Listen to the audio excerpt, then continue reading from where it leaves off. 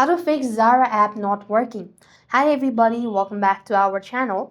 In this video, I'm going to show you the procedure on how can you fix Zara app not working. In order to fix a Zara app that is not working, you could start by checking your internet connection. Go to settings on your device, or you could also swipe down from the top, long press onto the internet button. Here, you could simply switch between mobile data or Wi-Fi as well. Next, you also want to go ahead and make sure to open up settings on your device. There, you just want to go to app section. Then you want to go to the Zara app and select locate storage and cache. You will clear cache, and this might also be able to help you out. Now, in many cases, Zara app is not available in many parts of the country or the world. So you might have to check whether it's available in your region or not as well.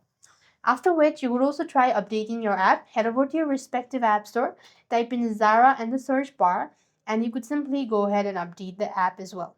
If nothing works out, you could simply reinstall the app and at the same time restart your device. That can also help you fix Zara app not working. So with that being said, we've completed our steps.